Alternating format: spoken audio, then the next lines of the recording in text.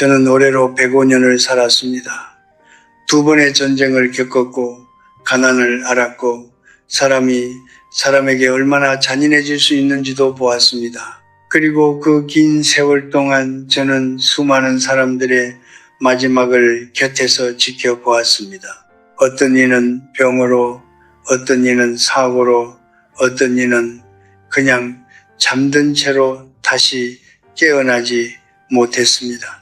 그런데 제가 105년을 살면서 깨달은 것이 하나 있습니다. 사람은 대부분 거창한 이유로 죽지 않는다는 것입니다. 오히려 아주 작은 것들이 오랫동안 쌓이고 쌓여서 어느 날 밤 조용히 그 사람을 데려갑니다. 40년 전 저와 함께 강단에 섰던 동료 교수가 있었습니다. 그는 저보다 3살 어렸고 누구보다 건강했습니다. 매일 저녁 산책을 했고 책을 읽었고 손자들과 웃음이 끊이지 않는 사람이었습니다. 그런데 어느 날 아침 그는 일어나지 않았습니다. 가족들은 처음에 늦잠을 자는 줄 알았다고 했습니다. 그러나 그것이 마지막이었습니다. 그의 죽음을 두고 많은 사람들이 갑자기라는 말을 썼습니다. 하지만 저는 알고 있었습니다. 그것은 갑작스러운 일이 아니었습니다. 그가 매일 밤 잠자리에 들기 전에 해왔던 몇 가지 습관들, 그 누구도 위험하다고 생각하지 않았던 그 작은 것들이 오랫동안 그의 몸 안에서 조용히 무언가를 갉아먹고 있었던 것입니다. 우리는 흔히 이렇게 생각합니다. 나이가 들어 세상을 떠나는 것은 어쩔 수 없는 일이라고, 몸이 늙으면 자연스럽게 기능이 떨어지고 언젠가는 그 끝이 온다고. 맞습니다. 저도 그것을 부정하지 않습니다. 그러나 제가 오늘 여러분께 말씀드리고 싶은 것은 그 언젠가를 훨씬 앞당기는 것들이 있다는 사실입니다. 그리고 그것들이 어디에 숨어 있는지 아십니까? 바로 잠자리에 드는 그 시간, 불을 끄기 직전 여러분이 매일 밤 아무 생각 없이 반복하는 그 습관들 속에 있습니다. 80세가 넘은 몸은 더 이상 젊은 시절의 몸이 아닙니다. 이것은 단순히 조금 느려지거나 조금 약해졌다는 이야기가 아닙니다. 80세 이후의 몸은 본질적으로 다른 몸입니다. 소화하는 방식이 다르고 약을 처리하는 방식이 다르고 잠을 자는 방식이 다르고 위기에 반응하는 방식이 다릅니다. 그런데도 많은 분들이 40대, 50대에 하던 습관을 그대로 가지고 80이 넘은 몸 안으로 끌고 들어옵니다. 그것이 문제입니다. 젊을 때는 아무렇지 않았던 것들이 노년의 몸에서는 치명적인 것이 될 수 있습니다. 오늘 저는 여러분께 5가지를 말씀드릴 것입니다. 잠들기 전에 절대로 해서는 안 되는 5가지 습관. 이것은 의학 교과서에서 가져온 이야기가 아닙니다. 105년을 살면서 수많은 사람들의 삶과 죽음을 가까이에서 지켜보면서 제가 몸으로 배운 것들입니다. 화려한 이론이 아니라 삶의 끝자락에서 건져 올린 진실입니다. 부디 끝까지 들어주십시오. 오늘 이 이야기가 여러분이 내일 아침 눈을 뜨는데 조금이나마 도움이 된다면, 제가 50대에 가르쳤던 제자 중에 박시성을 가진 학생이 있었습니다. 총명하고 성실한 청년이었습니다. 그는 나중에 훌륭한 교육자가 되었고 오랫동안 저와 안부를 주고받으며 지냈습니다. 그 제자가 몇 해 전 눈물을 글썽이며 저를 찾아왔습니다. 아버지를 잃었다고 했습니다. 향년 82세. 병원에서도 정확한 사인을 설명하기 어렵다고 했다 합니다. 그냥 자다가 가셨다고. 저는 그분의 생전 생활 습관에 대해 조심스럽게 물어보았습니다. 제자는 잠시 생각하더니 말했습니다. 아버지는 평생 밤에 뭔가를 드셔야 주무실 수 있다고 하셨어요. 자기 전에 꼭 라면이나 밥 한 그릇을 드셨거든요. 젊을 때부터 그러셨으니까 그냥 습관인 줄만 알았습니다. 저는 그 말을 듣고 아무 말도 하지 않았습니다. 다만 속으로 생각했습니다. 그 습관이 그분을 데려갔구나 하고. 우리 몸의 소화기관은 나이와 함께 변합니다. 이것은 선택이 아니라 사실입니다. 20대의 위장은 밤 12시에 삼겹살을 먹어도 다음날 아침이면 언제 그랬냐는 듯 말끔히 처리합니다. 그러나 80세의 위장은 다릅니다. 위산 분비가 줄고 위 운동 속도가 느려지며 식도와 위 사이의 관략근이 약해집니다. 쉽게 말씀드리면 음식을 먹고 누웠을 때 그 음식이 다시 역류할 가능성이 훨씬 높아진다는 것입니다. 젊을 때는 역류성 식도염 정도로 끝날 수 있는 일이 노년에는 수면 중 기도로 내용물이 넘어가는 흡인으로 이어질 수 있습니다. 그리고 그 흡인은 조용히 잠든 사이에 일어납니다. 기침 한번 하지 못한 채로. 또 한 가지 있습니다. 잠자리에 들기 직전 많은 음식을 섭취하면 혈당이 급격히 오릅니다. 건강한 젊은이라면 인슐린이 재빠르게 반응하겠지만 80세 이후의 췌장은 그 속도를 따라가지 못합니다. 혈당이 높은 상태로 잠이 들면 수면의 질이 떨어지고 심혈관계에 부담이 가중됩니다. 여기에 더해 가득 찬 위장은 횡격막을 밀어 올려 호흡을 얕게 만듭니다.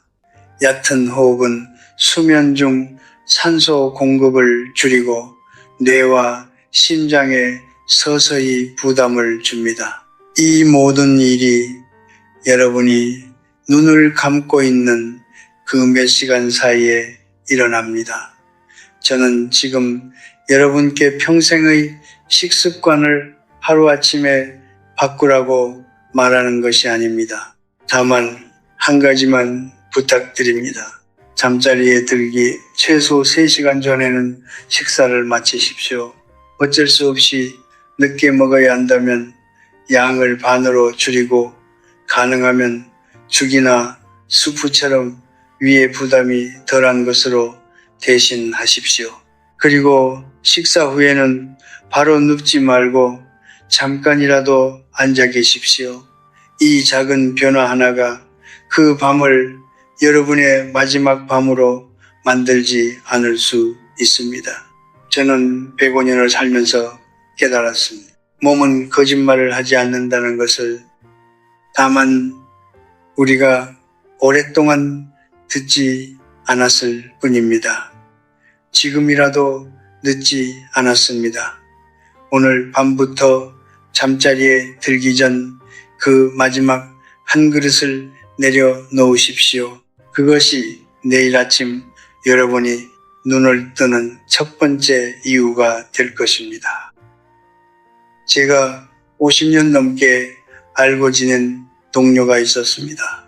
그는 대학에서 체육을 가르치던 사람이었고 평생을 운동과 함께 살아온 사람이었습니다. 70대에도 팔굽혀 펴기를 거뜬히 했고 80이 넘어서도 매일 저녁 1시간씩 실내 자전거를 탔습니다.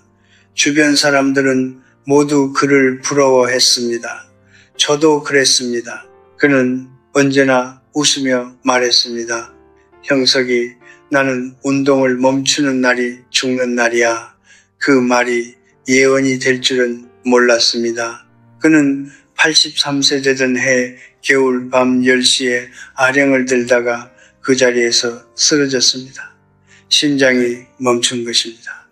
구급차가 왔을 때는 이미 늦어 있었습니다. 저는 그의 죽음 앞에서 오랫동안 생각했습니다. 그는 잘못된 것이 없었습니다. 운동을 사랑했고 건강을 지키려 했고 게으름 피우지 않았습니다. 그런데 왜 그렇게 되었을까요? 그 답은 한 가지였습니다. 그는 자신의 몸이 변했다는 사실을 받아들이지 않았던 것입니다. 의지는 여전히 40대였지만 심장은 이미 83세였습니다. 운동은 좋은 것입니다. 저도 운동을 권합니다. 걷기, 가벼운 스트레칭, 천천히 몸을 움직이는 것은 노년에도 반드시 필요합니다. 그러나 문제는 운동 그 자체가 아니라 언제 어떻게 하느냐입니다. 80세 이후의 심혈관계는 젊은 시절과 근본적으로 다릅니다. 혈관의 탄성이 줄고 심장 근육이 약해지며 자율신경계가 예전처럼 빠르게 반응하지 못합니다.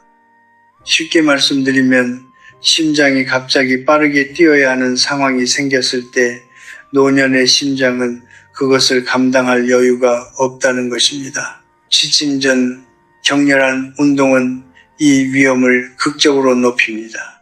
운동을 하면 심박수가 오르고 혈압이 상승하며 교감신경이 활성화됩니다. 이 상태로 잠자리에 들면 심장은 좀처럼 안정을 찾지 못합니다. 그 긴장된 상태에서 자율신경의 균형이 흔들리면 심장 박동이 불규칙해지는 부정맥이 올 수 있습니다. 부정맥은 증상이 없는 경우가 많습니다. 자는 동안 조용히 찾아옵니다. 그리고 어떤 경우에는 그것이 급성 심장 발작으로 이어집니다. 잠든 채로 아무도 모르게 또한 격렬한 운동 직후에는 체온이 오르고 아드레날린이 분비됩니다. 이 두 가지는 수면을 방해하는 대표적인 요인입니다. 노년의 수면은 원래도 얕고 짧습니다. 거기에 이런 각성 상태를 더하면 깊은 수면은 거의 불가능해집니다. 깊은 수면이 줄어들면 뇌의 노폐물이 제대로 배출되지 않고 이것이 인지기능 저하와 직결됩니다. 운동을 열심히 했는데 오히려 뇌가 더 빨리 늙어가는 아이러니가 생기는 것입니다. 저는 여러분께 이것을 부탁드립니다. 운동은 하십시오. 하지만 잠자리에 들기 최소 4시간 전에 마치십시오. 저녁 운동을 하고 싶다면 격렬한 것보다 천천히 걷는 것으로 대신하십시오. 달빛 아래 조용히 걷는 것, 그것으로 충분합니다. 노년의 운동은 젊음을 되찾으려는 싸움이 아닙니다. 오늘 하루를 잘 마무리하고 내일 아침을 무사히 맞이하기 위한 준비입니다. 저는 오랫동안 살아오면서 이것을 배웠습니다. 용기 있는 사람은 자신의 한계를 무시하는 사람이 아닙니다. 자신의 몸이 보내는 신호를 겸허하게 받아들이고 그에 맞게 삶을 조율하는 사람이 진정으로 용기 있는 사람입니다. 80이 넘은 몸에 40대의 훈련을 강요하는 것은 용기가 아닙니다. 그것은 자신을 사랑하지 않는 것입니다. 오늘 밤 운동화를 잠시 내려놓으십시오. 그리고 조용히 앉아 천천히 숨을 고르십시오. 그것이 내일의 당신을 지키는 가장 현명한 선택입니다. 제가 아는 분 중에 최씨성을 가진 할머니가 계셨습니다. 올해로 돌아가신 지 10년이 되었군요. 그분은 평생을 자식들을 위해 사신 분이었습니다. 새벽같이 일어나 밥을 짓고 늦게까지 일하고 자신을 위해 돈 한 푼 쓰는 법이 없던 분이었습니다. 70이 넘어서부터 무릎이 아프기 시작했고 80이 넘어서는 밤마다 통증으로 잠을 이루지 못하셨습니다. 병원을 가자고 하면 언제나 손을 저으셨습니다. 약 사 먹으면 되지 뭘 병원까지 가. 그렇게 그분은 약국에서 구입한 진통제와 이웃에게 얻은 수면제를 매일 밤 주무시기 전에 드셨습니다. 주변 사람들은 아무도 이상하다고 생각하지 않았습니다. 그냥 아프니까 약을 먹는 것이라고 여겼습니다. 그분이 어느 날 아침방에서 발견되었을 때 가족들은 그저 조용히 잠드신 것이라고 생각했습니다. 그러나 그것이 마지막이었습니다. 저는 그 소식을 전해 듣고 한동안 마음이 무거웠습니다. 그분이 나쁜 것을 드신 게 아니었습니다. 아픔을 달래려 하셨을 뿐이고 잠을 자고 싶으셨을 뿐입니다. 그런데 바로 그 마음씨 좋은 선택이 그분을 데려간 것입니다. 여러분, 우리 몸의 약물 처리 능력은 나이와 함께 현저히 떨어집니다. 이것은 의학적 사실입니다. 간과 신장은 약물을 분해하고 배출하는 기관인데 80세가 넘으면 이 두 기관의 기능이 젊은 시절의 절반 이하로 줄어드는 경우가 많습니다. 그 말은 같은 양의 약을 먹어도 노년의 몸 안에서는 훨씬 오래 머문다는 것입니다. 약이 빠져나가지 못하고 혈액 속에 쌓입니다. 그리고 그것이 조용히 천천히 뇌와 심장과 폐에 영향을 미칩니다. 수면제의 경우는 더욱 심각합니다. 수면제에 들어있는 성분들은 중추신경계를 억제하는 방식으로 작용합니다. 젊은 사람에게는 그저 잠을 깊게 자게 해주는 효과로 끝나지만 노년의 몸에서는 그 억제 작용이 지나치게 강해질 수 있습니다. 호흡을 관장하는 신경까지 억제되면 수면 중 호흡이 느려지고 얕아집니다. 그리고 어떤 경우에는 그 호흡이 멈추기도 합니다. 잠든 채로 통증도 없이 소리도 없이 가족들은 새벽이 되어서야 그 사실을 알게 됩니다. 진통제도 마찬가지입니다. 특히 소염 진통제 계열의 약물들은 위장 점막을 손상시키고 심장 기능을 저하시키며 혈압에 영향을 줍니다. 이것들을 의사의 처방 없이 자신의 판단으로 매일 밤 복용하는 것은 조용한 자해와 다를 것이 없습니다. 그분들은 스스로를 해치려 한 것이 아니었습니다. 다만 몰랐던 것입니다. 그리고 저는 오늘 여러분께 그것을 알려드리고 싶은 것입니다. 한 가지 더 말씀드리겠습니다.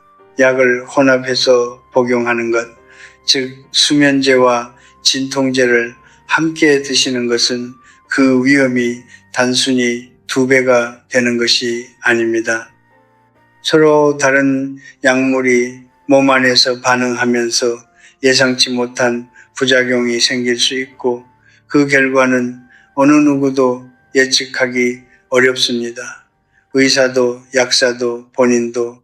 저는 여러분께 이것을 부탁드립니다. 통증이 있으면 병원에 가십시오. 잠이 오지 않으면 의사와 상담하십시오. 나이가 들었다고 해서 자녀에게 짐이 될까봐 돈이 아까워서 병원 가는 것을 미루지 마십시오.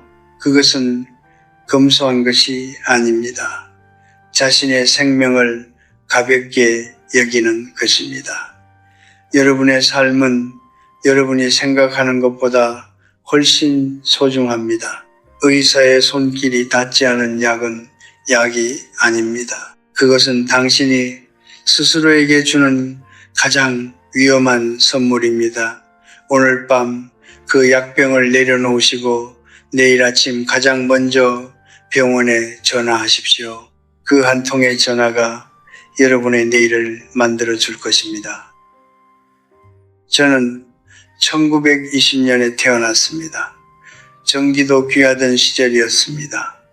어릴 적 우리 집에는 호롱불이 전부였고 해가 지면 자연스럽게 하루가 끝났습니다. 몸이 어둠을 알아차리면 눈이 무거워지고 그대로 잠이 들었습니다. 그것이 수천 년 동안 인간이 살아온 방식이었습니다. 그런데 지금은 어떻습니까?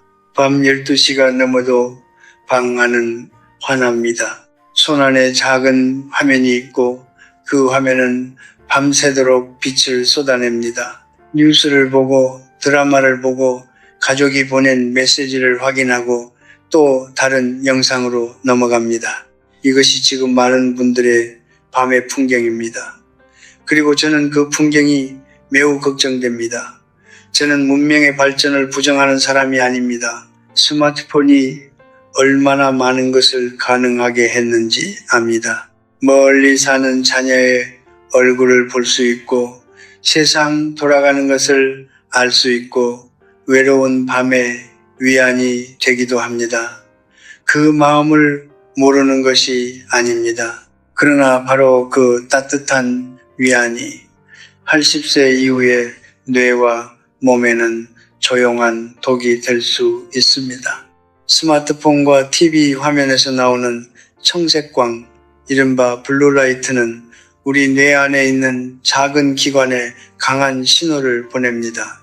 그 신호의 내용은 이것입니다. 아직 낮이다. 잠들 시간이 아니다. 우리 뇌는 어둠을 감지해야 멜라토닌이라는 수면 호르몬을 분비하기 시작합니다. 그런데 블루라이트가 그 감지를 방해합니다.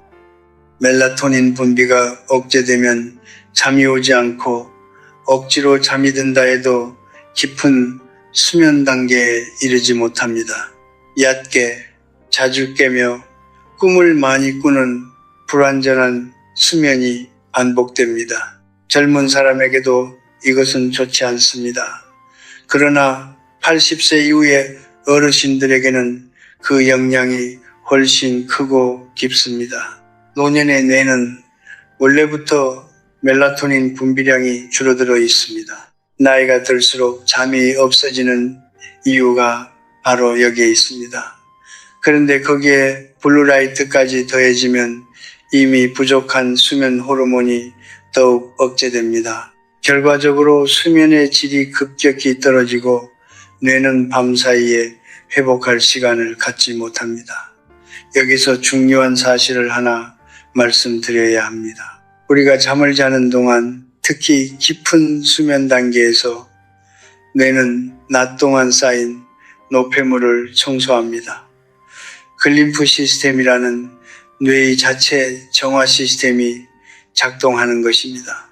이 청소가 제대로 이루어지지 않으면 뇌 속에 유해한 단백질이 쌓이기 시작합니다. 과학자들은 이것이 치매, 특히 알츠하이머병과 깊은 관련이 있다고 말합니다. 쉽게 말씀드리면 잠자리에 들기 전 2시간 동안 스마트폰을 보는 습관이 오랜 시간에 걸쳐 여러분의 기억과 판단력을 서서히 지워갈 수 있다는 것입니다. 저는 105년을 살면서 기억력이 흐려지는 친구들을 많이 보았습니다. 어제는 또렷하던 사람이 오늘은 손자 이름을 기억하지 못하고 내일은 자신이 어디에 있는지 모르는 그 고통을, 그것보다 두려운 노년의 모습은 없습니다. 몸이 아픈 것은 견딜 수 있습니다. 그러나 정신이 흐려지는 것은 살아있으면서 자신을 잃어가는 것입니다. 그 시작이 어디에 있을지 모른다는 것, 그리고 그 시작 중 하나가 바로 취침 전 작은 화면 앞에 앉아있는 그 시간일 수 있다는 것을 저는 여러분께 진심으로 말씀드리고 싶습니다. 또 한 가지 있습니다. 뉴스나 자극적인 영상은 감정을 흔듭니다. 누군가의 다툼, 사건, 사고, 안타까운 소식들이 잠들기 직전 뇌 속으로 밀려 들어옵니다. 뇌는 그 감정을 정리하지 못한 채로 수면 상태에 진입하고 그것이 악몽이 되거나 수면 중 각성으로 이어지기도 합니다. 노년에 자주 밤에 깨는 분들, 아침에 일어나도 피곤하신 분들, 꿈이 너무 많다고 하시는 분들, 혹시 잠들기 전 1시간 동안 무엇을 보고 계셨는지 한번 생각해 보시기 바랍니다. 저는 여러분께 이것을 제안드립니다. 잠자리에 들기 최소 1시간 전 모든 화면을 끄십시오. 그 1시간을 다른 것으로 채우십시오. 조용히 책을 읽거나 창밖을 바라보거나 오늘 하루 있었던 작은 감사한 일들을 마음속으로 떠올려 보십시오. 아무 생각 없이 앉아 계셔도 좋습니다. 그 고요한 1시간이 여러분의 뇌에게 주는 가장 값진 선물입니다. 빛은 낮의 것입니다. 밤은 어둠에게 돌려주십시오. 그 어둠 속에서 여러분의 뇌는 스스로를 치유하고 내일을 준비합니다. 그것이 자연이 수백만 년 동안 인간에게 설계해 준 방식입니다. 우리가 해야 할 일은 단 하나, 그 방식을 방해하지 않는 것입니다. 제 사촌 형이 있었습니다. 저보다 5살 위였으니 살아계셨다면 올해로 110세가 되셨을 것입니다. 형은 평생 술을 좋아했습니다. 젊을 때는 친구들과 어울려 마셨고 나이가 들어 혼자가 되고 나서는 매일 저녁 방 안에서 혼자 한 잔씩 하셨습니다. 소주 한 잔, 때로는 막걸리 한 잔. 형은 언제나 말씀하셨습니다. 이 한 잔이 하루의 피로를 씻어준다. 이게 없으면 잠이 안 온다. 그 말이 틀리지 않았습니다. 실제로 형은 그 한 잔을 드시고 나면 금방 잠이 드셨습니다. 주변 사람들은 부러워했습니다. 저도 한때는 그것이 나쁜 것인 줄 몰랐습니다. 그런데 형이 84세 되던 해 겨울 새벽 3시 침실에서 혼자 일어나다가 쓰러지셨습니다. 아무도 옆에 없었습니다. 발견되었을 때는 이미 차가운 바닥 위에 쓰러진 채였습니다. 낙상으로 인한 머리 부상이었습니다. 그것이 형의 마지막이었습니다. 저는 그 일이 있고 나서 오랫동안 술 한 잔의 의미에 대해 생각했습니다. 형이 사랑했던 그 한 잔이 형을 데려간 것이 아니었습니다. 그 한 잔이 오랫동안 쌓이고 쌓여서 형의 몸 안에 보이지 않는 균열을 만들어 왔던 것입니다. 그리고 84세 새벽 그 균열이 한꺼번에 무너진 것입니다. 많은 분들이 알고 계십니다. 술이 건강에 좋지 않다는 것을.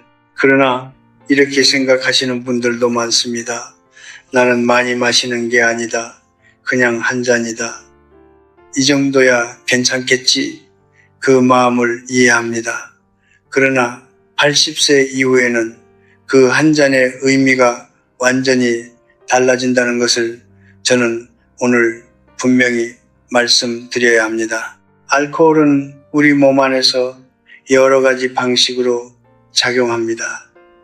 그 중에서도 취침 전 음주가 노년의 몸에 미치는 영향은 크게 3가지입니다. 첫째, 수면의 질을 파괴합니다. 많은 분들이 술을 마시면 잠이 잘 온다고 하십니다. 맞습니다. 알코올은 초반에 졸음을 유도합니다. 그러나 그것은 진짜 수면이 아닙니다. 알코올이 분해되는 과정에서 뇌는 오히려 각성 상태로 전환됩니다.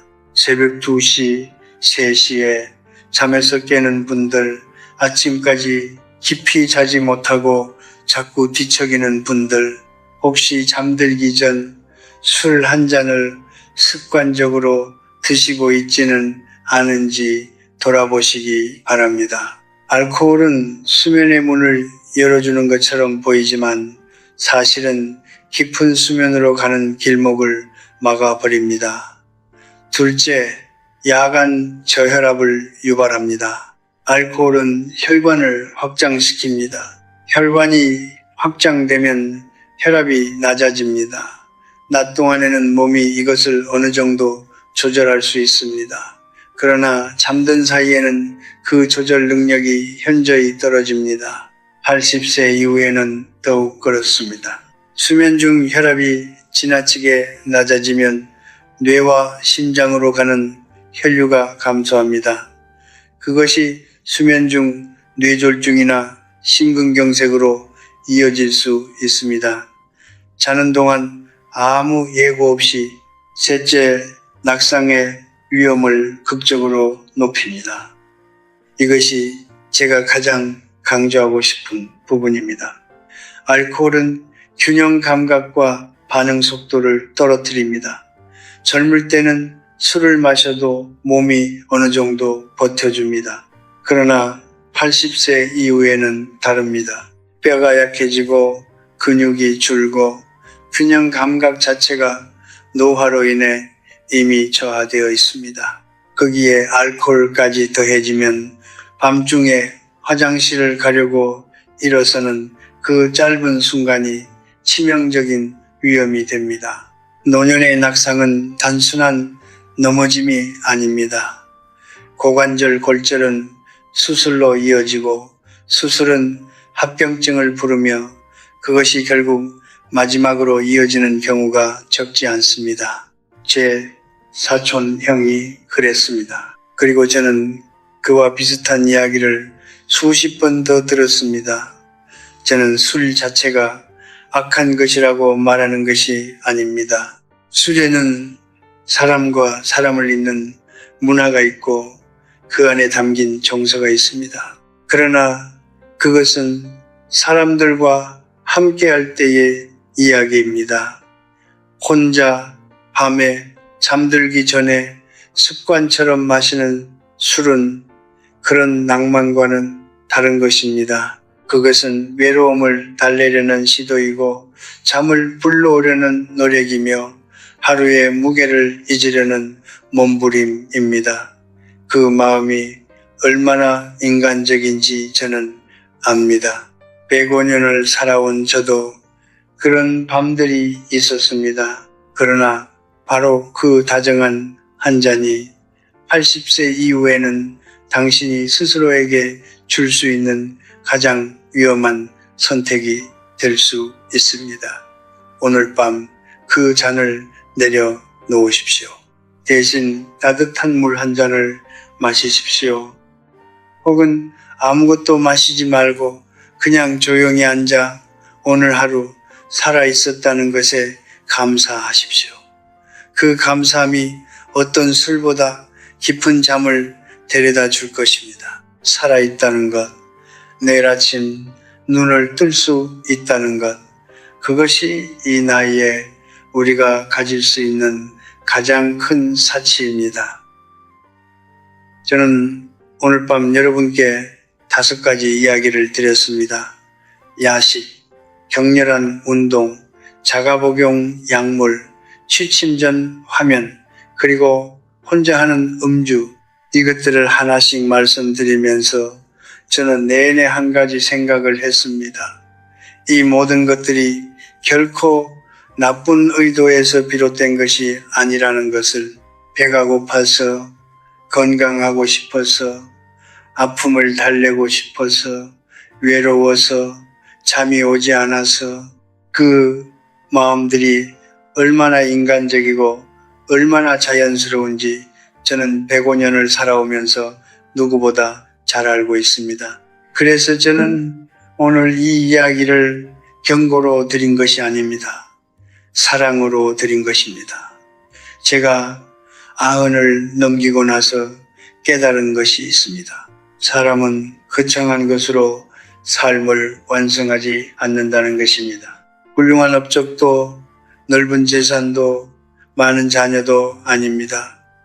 삶은 매일 밤 잠자리에 드는 그 순간과 매일 아침 눈을 뜨는 그 순간 사이에 완성됩니다. 그 사이에 몇 시간 조용하고 깊은 그 잠이 사실은 우리 삶의 가장 중요한 시간입니다. 뇌가 스스로를 치유하고 심장이 쉬고 몸이 내일을 준비하는 그 시간. 우리는 그 시간을 너무 오랫동안 가볍게 여겨왔습니다. 저는 지금 여러분 중 많은 분들이 80이 넘으셨거나 곧 그 나이에 가까워지고 있다는 것을 압니다. 혹은 사랑하는 부모님이 혹은 곁에 계신 어르신이 오늘 제가 말씀드린 것들을 하고 계실지도 모릅니다. 그분들께 이 이야기를 전해 주십시오. 꾸짖는 말이 아니라 걱정하는 마음으로, 잔소리가 아니라 오래 함께 있고 싶다는 마음으로, 사람이 나이 든다는 것은 잃어가는 것이 아닙니다. 저는 한때 그렇게 생각했습니다. 젊음이 가고 힘이 빠지고 친구들이 하나둘 곁을 떠나는 것을 보면서 삶이 점점 줄어드는 것처럼 느꼈습니다. 그러나 100살을 넘기고 나서 저는 비로소 알게 되었습니다. 나이 든다는 것은 삶이 줄어드는 것이 아니라 삶이 깊어지는 것이라는 것을, 쓸데없는 것들이 사라지고 진짜 소중한 것들만 남는 것이라는 것을, 그리고 그 진짜 소중한 것들 중에 가장 먼저 오는 것이 바로 오늘 하루를 살아냈다는 것, 그리고 내일 아침 다시 눈을 뜰 수 있다는 것입니다. 그 내일 아침을 지키기 위해 오늘 밤 작은 것 하나를 바꾸십시오. 딱 하나만 바꾸십시오. 잠들기 3시간 전에 밥을 드시거나 저녁 운동을 조금 일찍 마치거나 손에 들린 스마트폰을 1시간 먼저 내려놓거나, 그 작은 하나가 시간이 지나면서 여러분의 몸 안에 조용한 변화를 만들어낼 것입니다. 화려하지 않아도 됩니다. 극적이지 않아도 됩니다. 그저 조금 더 깊이 자고 조금 더 맑게 깨어나고 조금 더 오래 이 아침을 맞이하는 것, 그것으로 충분합니다. 저는 105년을 살았습니다. 그 긴 세월 동안 저를 살아있게 한 것이 무엇인지 여러분이 궁금해 하실 것 같습니다. 대단한 비밀이 있는 것이 아닙니다. 저는 그저 매일 밤 잠자리에 들기 전에 오늘 하루 살아 있었음에 감사했습니다. 눈을 감기 전에 내일 아침을 기다렸습니다. 그리고 그 기다림이 저를 아침으로 데려다 주었습니다.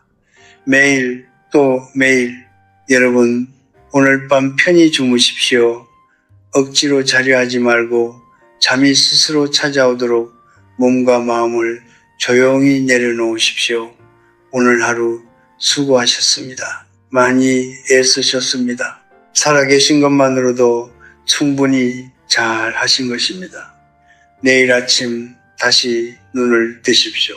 그 눈을 뜨는 순간이 여러분이 이 세상에서 누릴 수 있는 가장 고요하고 가장 완전한 행복입니다. 삶은 요란한 축제가 아닙니다. 삶은 조용한 아침이 하나씩 쌓여가는 것입니다.